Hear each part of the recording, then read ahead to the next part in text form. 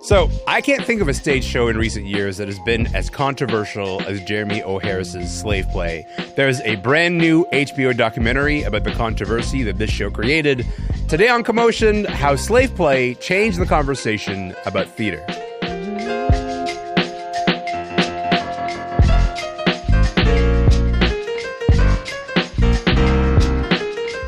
I'm Alamin Abdul Mahmoud, and this is Commotion. Okay, we're gonna settle into one of the most controversial stage productions in recent years. You might have heard of it. It is called Slave Play. It is a play from Jeremy O. Harris. He's a black gay man, and this is important to this conversation. So let me just set it up for you real quick. Slave Play centers on a therapy group for black and white interracial couples. These couples are having issues with their libidos, and the therapy requires them to engage in master-slave role play in an attempt to address the intimacy issues. I want you to hear how a white audience member speaking to playwright Jeremy O. Harris at a Q&A after. I want you to hear this audience member speaking to Jeremy O. Harris after watching Slave Play. I don't want to hear that white people are the playing all. Okay, so look, it is hard to make out what they're saying there, but I think what you can hear is that, like, they are, whoever that is, they're very clearly triggered after watching this play. Since Slave Play hit Broadway a few years ago, there's been all this divisive debates about the premise, a premise a lot of people have praised, but also other people have found highly exploitative and highly troubling. And now there's this new HBO documentary exploring the process of making Slave Play. Kathleen Newman-Bremang and Amanda Paris have both watched the doc, and they're with me now. Amanda, Kathleen, good morning. Welcome to the show, y'all. Morning, Alamin. Hi. Listen, Kathleen, I'm going to start with you on this one. You were able to see Slave Play on stage in Los Angeles. Tell me about that experience. What was it like for you? It was the wildest theater experience I have ever had in my life. Like, I'm not exaggerating. Okay. So I don't love spoilers. So Yeah. I didn't look into what Slave Play was about before I saw it. Like, that description You just went in gave, cold. I had no idea. I went in cold. Okay. I had avoided the premise. And maybe I'm naive, but like the name didn't give it away either. I literally thought I was about to watch a play about slavery and enslaved people in the South. Right.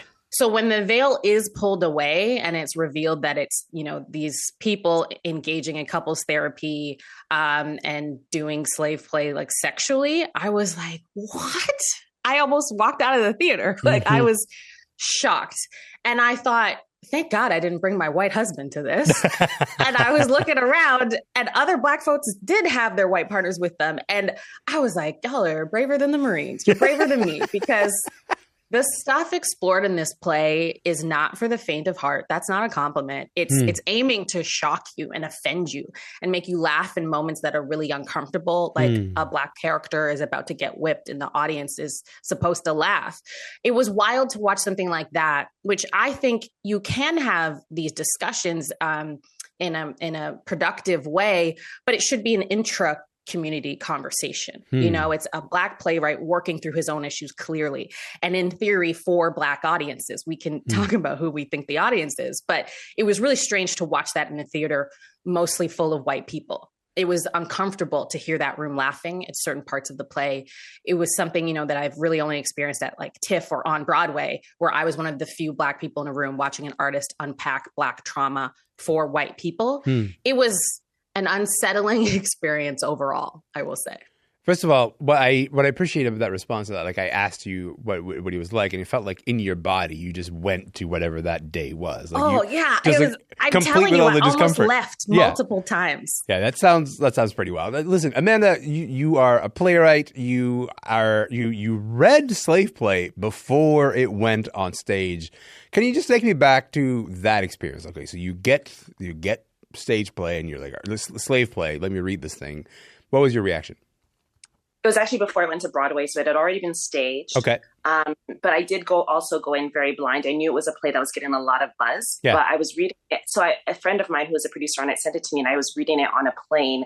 And immediately was like, why did I read this in public? I am so scared if anyone looks over my shoulder and sees what I am reading. And similarly, I was having a very visceral reaction to it. I was covering my face and my eyes, even though these are just words on a page. But even the way that it's written on the page is so provocative, the spacing, the way that he does it. It was it was such a visceral reaction. And afterwards, I felt so uncomfortable, so disgusted, but also so intrigued by the intensity of my emotional reaction to it. I couldn't remember the last time any piece of art had made me feel that deeply. And I left feeling unsettled and not sure about how I felt about what I had just read. And I think I still feel that level of uncertainty, which is fascinating. It's also what the characters in the play go through. Like all of the Black characters really struggle to articulate how they're feeling. And I feel like that is a similar experience that I went through watching it. So I don't know. I think I agree with Kathleen. It's a play that's created to provoke, to shock.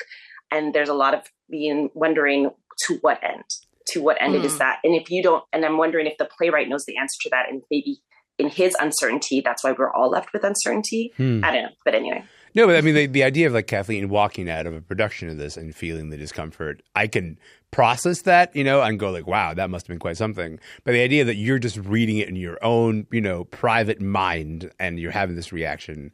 I can send it to you. You will have the same, like, it is Please wild do. to just read it. Like the same reveal comes. Yeah. It's the same thing. You have no idea what's happening. And the reveal is very dramatic, even on the text. Okay, I want to come back to that in a minute, but I want to play you guys a moment from Jeremy O. Harris's new HBO documentary about slave play. He's going to give us some insight into his creative process. Take a listen to this. My process of writing is not like, I'm going to write this play.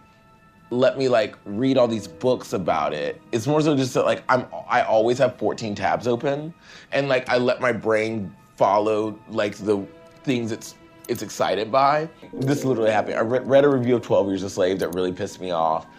Saw that hashtag slave play was on Tumblr. I was like, oh, slave play is a really good title. Slave play. I feel like hearing Jeremy in that moment is important, if only because it reminds us just how different the creative process can be for playwrights, particularly in the internet era. But I'm curious, Amanda, what you make of what Jeremy was saying there. Yeah, I think it's an interesting answer to this idea of his process. It definitely does feel like he's responding to a lot of things that exist out in the ether. But I also found the documentary really curious because he avoided all personal connection to the text. He didn't talk about his personal history. And I think that that's a bit of a lie. He wrote an article way back in 2016 talking about his desire to decolonize his own desire and talking about his lifelong attraction to white men and this attraction to being part of the social capital of being in exclusive white spaces and learning every sort of reading every play, movie, book that he could to feel like he knew this obscure white knowledge that could make him the token Black person that could be invited into these exclusive spaces. And I feel like so much of that is threaded throughout slave play. But what I think he wasn't prepared for was the Black audience reaction to it, which was very mixed. And he admitted at the time that the play came out that he wasn't prepared at all for the vitriol and the outrage that came from Black audiences because he had been so consumed by thinking about the controversy that it would create in white audiences. So his creative process, I think, is so... It's informed by internet and it's informed by all of these references, as so much of ours is, and so is mine for sure. But I think there's a personal journey that he went through in creating this that he doesn't unpack in this documentary. And I find that a really huge missing piece of the puzzle and probably the most interesting piece to me. Do you find that he's pulling his punches? Do you find when you sort of watch this documentary, you go hey, there are certain parts of you that we know you're thinking about, but you sort of consciously avoided them. Is that your read of the documentary? Hell yeah. Especially because he advertises this doc as more doc about Jeremy as opposed to the play. Yeah. But he's very focused on this idea that this is a metaphor for a country, which yes, sure. But it's also very much about you and your own personal journey. And I think in receiving that outrage, he's learned to build a bit of an armor and say, you know what, I'll go with a different, easier presentation of myself that is still that sort of intellectual, has a ton of amazing cultural references person that you don't have to dig too deep under the surface to figure out. I was going to say, Kathleen, as you were listening to Amanda's answers there's a lot of just you're just shaking your head not in disagreement, just in the sense of oh my God, this is making me think about so much. I want to get your take. She does. But I want to get your take on this documentary. Do you think this documentary has subtly changed your discomfort about slave play in a way? No, I think it made me like it even less. Oh wow, okay. Go off. Yeah, which I didn't know was possible. Yeah, the documentary is a mess because of a lot of the reasons Amanda just laid out. You know, it's honestly mostly nonsense. Like there is a part where Jeremy is speaking and I'm like, I don't even know what you're saying here. And I don't know if you do.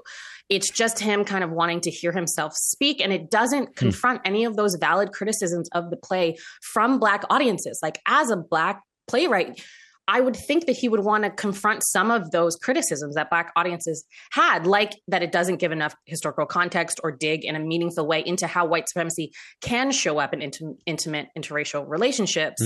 It doesn't go deeper into the controversy other than to say that, yeah, there was some, and play that clip that we heard of that white woman screaming. Like I just expected more insight. I was expecting it to change my feelings, and I wanted it to. I wanted this doc to like crystallize it for me. Like, oh, that's what I was missing. Maybe something did go over my head, and the way that Jeremy O. Harris wanted to confront his own like inner anti-Blackness and self-hatred. Like, I do think that the play like touches on that a little bit, but it doesn't get there. And I wanted that doc to get there, and it doesn't, and it didn't make me like the play anymore. It didn't change it at all for me. Kathleen, do you want to get there? Like, listen, you and I are both Black people, and our partners are both white. You know, like I feel like slave play hits a little bit differently for us. I haven't seen it, but someone who's seen it. What, if anything, would you say did the themes get you thinking about in your own relationship? This sounds like a question that could go on for an hour, but do your best. I'll do my best. Yeah, I think it is supposed to hit different for us. I think it is, supposed to have people who are in interracial relationships, specifically with a white person, Black people with a white person, unpacking our desire and what that means and all of that. But it didn't really get me thinking about my own relationship, because I would hope in any healthy interracial relationship that includes a white person, that this sort of race play with your partner, like calling you the N-word and getting off on that, I would hope that isn't a factor. And I don't want to like share my business on CBC, but I will say that it is definitely not one in mine. And I think it's so interesting because in pop culture and TV and movies, and I think we've talked about this before, Elle, I mean, it is really rare to find an accurate depiction of interracial romance. Yeah. Like it's either shown as this utopian ideal that is like our key to a post-racial society. And I think all of that is BS. I don't really believe that exists. But on the other side, all we see is trauma or depictions where one person is fetishized or it's super toxic, like in slave play. And while race does come up and is inevitably going to be a factor in a relationship with someone whose ancestors could have potentially enslaved your ancestors. Like it affects how you both move through the world. Race is there. It has never come up in my bedroom. And I think it's also the least interesting thing about my relationship. Like it doesn't define it. And so while some of the themes in slave play are valid topics to explore, it didn't resonate with me personally in my relationship. It felt like someone trying to unpack their own self-hatred and insecurities through their sexual relationships. And that was tough for me to identify with. The way that Amanda's like, y'all stay safe out there. I really, I really appreciate Amanda. We will gather. Amanda's like, could it be me? Okay, Amanda's absolutely like, that seems like a you problem. But Amanda, let me ask you this. I think if art is meant to provoke, if this play is meant to provoke, sometimes provocation can have a point, and sometimes provocation is like, this is just provocation for provocation's sake. Where do you land on where slave play is? Is this a provocative piece of art that is like, okay, this takes us to a good place, an interesting place that unpacks some things that we need to engage with? Or are you like, no, actually, you've kind of crossed the line to provocation just for provocation's sake? Yeah, I think there's some interest, as somebody who has not seen the play but only read the play, I feel like there's some interesting things that it has done. So just on a level of like deciding to write a play that is not what Kathleen thought she was walking to, a historical play about the time of slavery, but is instead attempting to explore how slavery exists in our contemporary period. It's interesting to me. And I think that that's the kind of stuff that I would love to see more of. Like, how are we living through the legacies of this trauma today? That's interesting to me. The way he did it is very provocative, but I think the starting point is very interesting to me. I think that I'm okay with things that are uncomfortable. I really appreciate the things that slave play tried to do that's outside of the text and the actual plot of the play, like introducing blackout nights, creating space to make theater more accessible. Blackout nights are nights for only Black audiences to come watch the play. Yeah, primarily Black audiences to come and to be centered and to experience it. That was not necessarily a thing that was part of our cultural lexicon until slave play really introduced it in Broadway and in the off-Broadway show. So I think there are really fascinating things that have come out of the overall conversation of slave play. Yeah. And I also am okay to sit in things and be like, I hated this so much, I can't stop thinking about it. Mm-hmm. Like that to me is also interesting. Yeah. So I still would like to see the play. Apparently Kit Harington is in the London version, which blows my mind. What? Yeah. We're all getting on flights right now. Let's go. No, Okay. I never want to watch that again. But good for Kit. Good for Kit. Sorry, continue, Amanda. Yeah. So I think there is a space for the kind of conversation that it's provoked, but I do still kind of come back to this idea of it was rave reviews from all critics who are largely white. It got 12 Tony nominations in a very white theater world. It became a critic's darling. Yeah. And even in the documentary, he talked about all of that, but so little delved into the controversy that it provoked for the Black communities that were at the center of the story. And so I think that there's something that's been hugely missing from Jeremy O. Harris's diving deep into his own creative work and cultural work, which is the communities that had to suffer and were provoked in ways that are potentially dangerous. In the same way that he critiqued DEI, he was doing the exact same thing in so many ways of like, utilizing Black trauma to create this cultural conversation without much care, I would argue. So, yeah. Amanda, Kathleen, that's a perfect place to leave it. I really appreciate you guys being here. I really appreciate the flex that Amanda is having, being like, I'm mark safe from this. But, y'all, may you continue your conversations prosperously. Kathleen, Amanda, thank you for your time and your energy. I really appreciate it. Thank you. Thanks, y'all. Kathleen Newman-Bremang is Deputy Director of Refinery 29 Unbothered. Amanda Paris is an award-winning playwright and producer. She's also the host of the CBC series For the Culture. You can catch the HBO doc Slave Play, not a movie, a play, streaming now on Crave.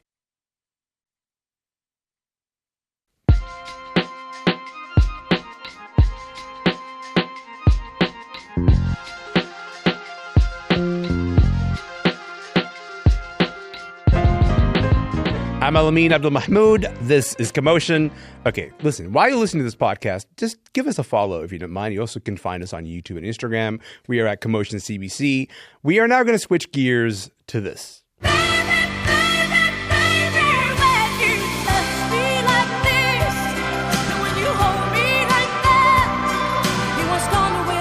We all know the voice that made her a star. Now we get this documentary that people have been talking about for months. The documentary that makes Celine Dion seems very, very real. I Am Celine Dion goes deep into her diagnosis with stiff person syndrome, which is an extremely rare condition that attacks the nervous system. In this documentary, it's Celine, honestly, like you've never seen her, and her identity as a singer whose voice lets her down. My lungs are fine. It's what's in front of my lungs that's so rigid because of stiff person syndrome that it's like I know you. That's what happens. It's like I know what I want to do. And now you can show me, yeah. And that's what happens, and it's very difficult for me to hear that and to show this to you. She really does show it to us, and it's not easy to watch. I was away when Commotion did our full Celine episode. That was before this doc came out. Thomas LeBlanc is back with us to tell us what he thought of this movie. Thomas, welcome back to Commotion. Thanks for having me. By the way, I'm seeing Slave Play on Monday, so I'm very excited. Oh my goodness. Okay, well, thanks for unpacking it. I was going to say, with that whole conversation that you just heard, you're going to have a whole new perspective on it. Listen, we just heard that clip there. Celine is incredibly vulnerable in this documentary. You're a journalist and a fan. What was it like for you to watch? How did it land with you? Well, for these documentaries where the artist is also a producer, I always take them with a grain of salt. Mm-hmm. I always try to examine where they fit in the narrative, where they fit in a sort of press rollout. That being said, I cried, I laughed. I was so happy to see her again because those last 4 years where she really hasn't been in the public eye in my lifetime has been the longest without Celine being in the public eye, and being from Montreal. Yeah. She's always everywhere in the media.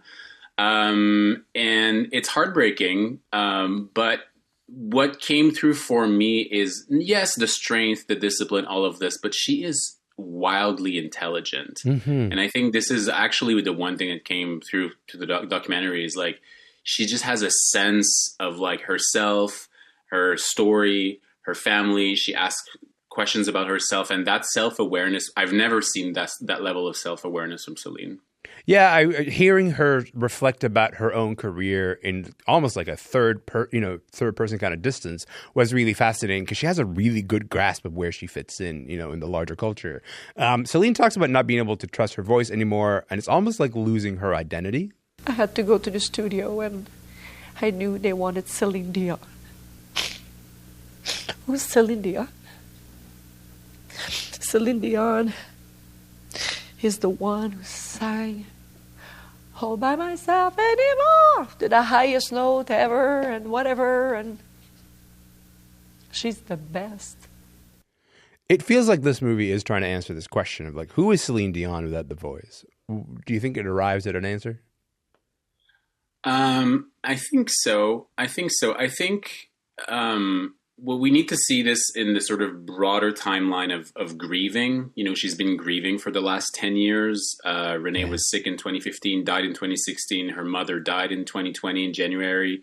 And then she was losing her voice while this was happening. And you really see the struggle, and she's really explaining this. So for me, when I saw a grieving person, I saw a person who was grieving three of probably the most important things in her life, her husband, her mother, and her voice, while surrounded by her children who are still there. Mm-hmm. So I think that's it's very emotional, but I think she is trying to go back to basics and be like, who am I without the voice? Who am I without the career, the money, the glamour? Yeah. And it's really rare for us to see celebrities actually pull the curtain and show us their reality that way.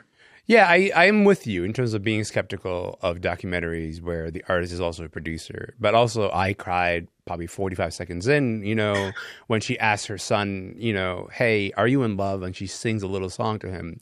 And that was enough. That was enough to sort of immediately kind of get you in this teary place. And it doesn't really let up. And it continues showing you Celine in a kind of capacity that you just never really see her in. You get an extended footage of her, in having one of the spasms of her condition. Well, why do you think Celine wants us to see her this way right now? Well, the story that she's been telling for 42 years at this point, 43 even, is that she's authentic, she's bearing it all, she's showing the reality. But there's a conflicting narrative, which is, this has been happening to me for 17 years. That's what she said on the press tour. Yeah. So there's the implication is that she wasn't telling the full truth. So she needs to reconcile, on one hand being like, I've shown you my life, my children, my wedding. And then on the other hand, this has been happening. I haven't been telling you, I've been lying to my fans. And I think through her story, yes, she's authentic and she's vulnerable and she shows it, but it's always very directed. So in this case, obviously it's about the health, the voice, the artistry.